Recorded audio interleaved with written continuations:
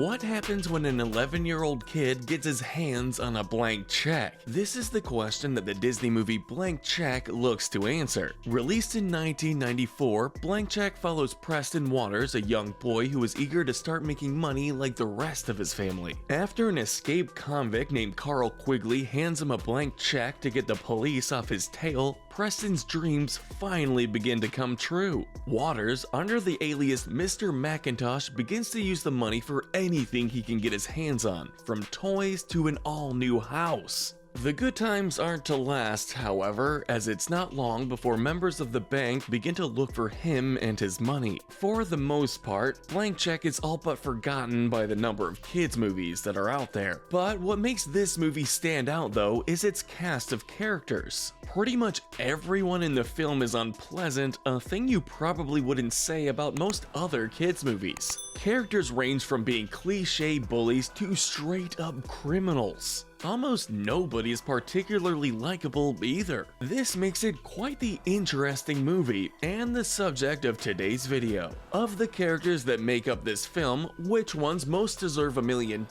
and which ones need to spend some time in prison? I'm Caleb with Wicked Binge, and this is Blank Check, Good to Evil.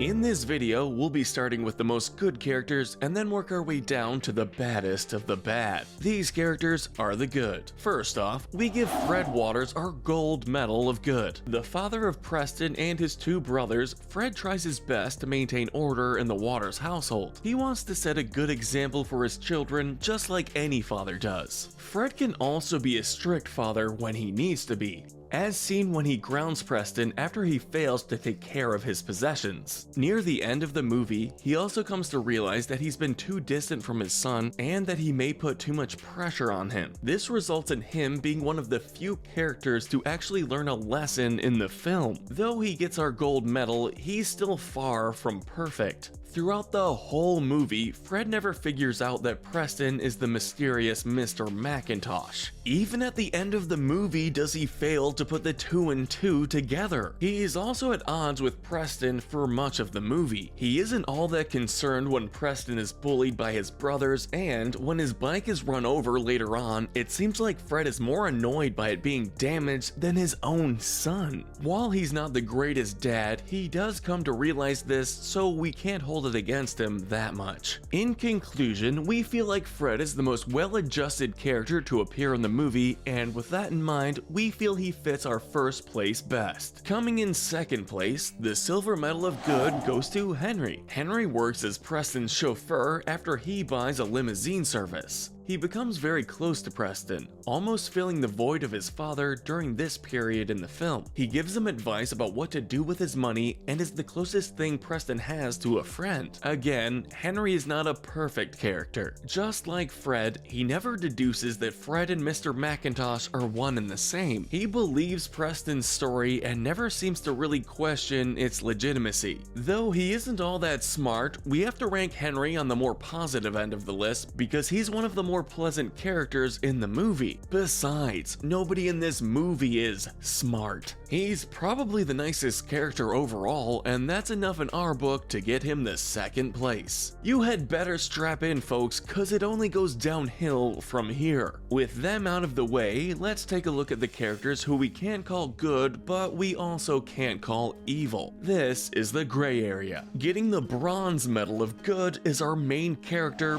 Preston Waters. That's right, we haven't even given out all of our good medals, yet we are already in the gray area. If that doesn't tell you how strange this movie's cast of characters is, we don't know what will. Preston starts the movie off as a boy with a hunger for cash. It's presto the pesto!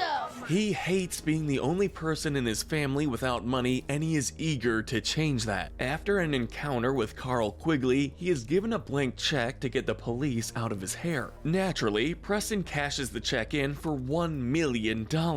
Preston goes on to use the money on all things you'd expect a kid to: toys, gadgets, snacks, You know the drill. He even buys a house under the pseudonym Mr. Macintosh. His newfound wealth also draws the attention of the FBI, who begin an investigation to learn who Mr. Macintosh is. If it wasn't for Carl's admission that the money belonged to him during the film's climax, it's possible that Preston would have been the one charged with fraud and money laundering. Yes, that's right, this kid committed several crimes by using the blank check. Can you say that for any other kids movie? Preston also isn't the greatest when it comes to money management. In not even a week, he has already spent all but around $300 of the $1 million he gained. To say he doesn't know how to use money responsibly would be the understatement of the century. While he makes a lot of mistakes in the film, he is only a kid. Surely we all would have done the same if we ended up in his position. Preston is also another character who learns the error of his ways. He comes to the realization that money isn't going to buy happiness and that his family is what really makes him happy. Though his crimes committed and thirst for money are most definitely flaws, his character growth acts as a positive. The two end up balancing things out, making him a perfect choice for the gray area. Next up are the brothers Damien and Ralph Waters. Damien and Ralph are the older brothers you see in almost every family movie. They like to pick on their younger brother Preston and aren't all that bright. As the movie begins, they are trying to make it as entrepreneurs, which leads them to using Preston's room as their office. The pair even steal Preston's life savings. He doesn't have a lot saved, but it remains a pretty mean act. They definitely aren't all that respectful of their brother, which is why we rank them so low. Unlike others in the film, they also don't make any attempt to change for the better. They start the movie off as mean older brothers, and they are still like that at the end of the movie. Though they spend the entire movie as bullies, they don't do anything offensively bad like the rest of the characters on this list do. With all that accounted for, we have to put these rowdy siblings right under their younger brother. Our last character in the gray area, Shay Stanley, is next. To start things off, Shay has a lot of good things going for her. While she seems to just be a normal bank teller at first, she is slowly revealed to have a much more important role to the movie. Shay is actually an undercover FBI agent tasked with discovering who Mr. Macintosh is, as well as uncovering a money laundering scheme going on within the bank. At the end of the movie, her and the FBI also manage to save Preston from Quigley and his associates. This also leads to their arrest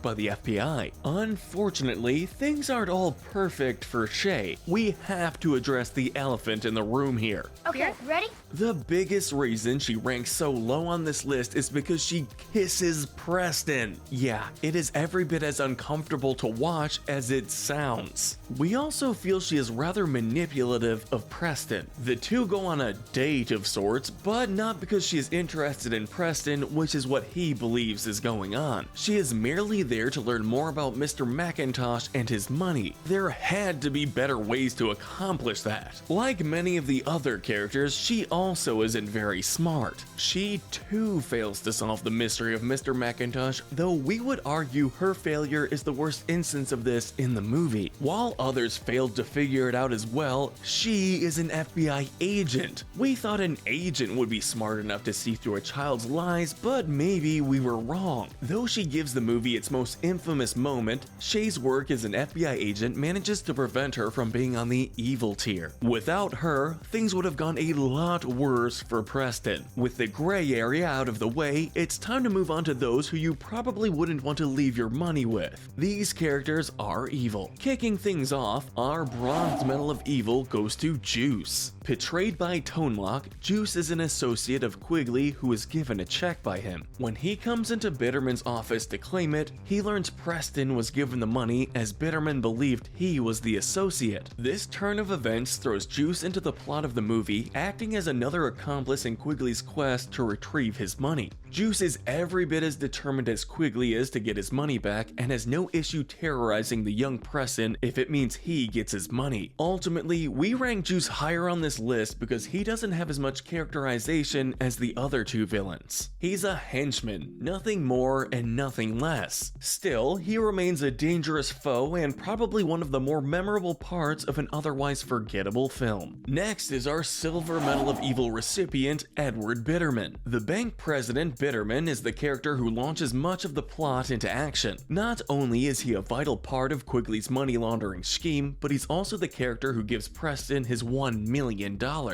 As you can see from that latter act, he's probably one of the dumber characters in the film, which is saying a lot, honestly. While most of the characters in this film are unintelligent, Bitterman makes them look like graduates from Harvard. Not only does he genuinely believe Preston is the associate Quigley told him about, but he also inadvertently leads Quigley and all of his associates to their arrest. When the group learns Preston has spent all of his money, Bitterman tells Quigley to simply inherit the Mr. McIntosh name so that he can at least inherit everything bought with the name. When Quigley tells the FBI he is the real Mr. McIntosh, it leads to the trio of criminals being thrown into prison. While Bitterman and Juice both spend most of the movie as henchmen to Quigley, we feel that Bitterman contributed more to the overall plot, giving him an edge over Juice. He's far more instrumental in Quigley's plot than Juice was, who was little more than an associate. We still have one character left though, and we think you all know who it is. Coming in at first, the Gold Medal of Evil goes to Carl Quigley. Played by the late Miguel Ferrer, Quigley begins the film as an escaped convict who gets his hands on a briefcase filled with $1 million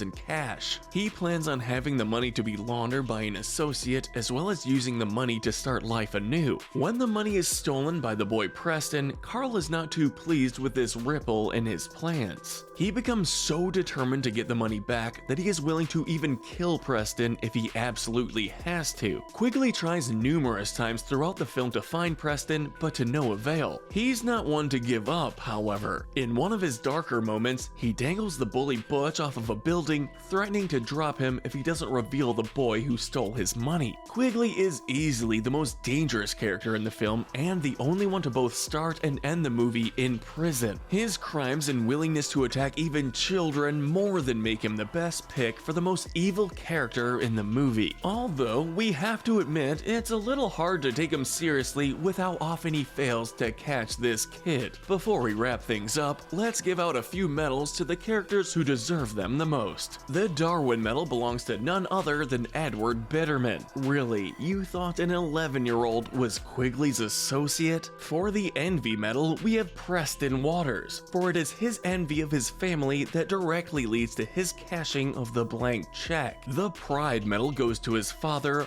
Fred Waters. His pride for his work and family make him an understandable choice for this one. We have to give the Wrath Medal to Carl Quigley, whose anger at Preston for stealing his money drives most of his actions in the movie. Lastly, let's give Juice the Greed Medal. Juice doesn't care what happens, as long as he gets his money, making him a natural pick for this one. But let us know in the comments section if you agree with our ranking, and tell us what we should cover next. Remember to hit that notification bell and binge our Good to Evil playlist, where we break down the morality of the characters in your favorite cartoons, shows, and movies. But most importantly, stay wicked.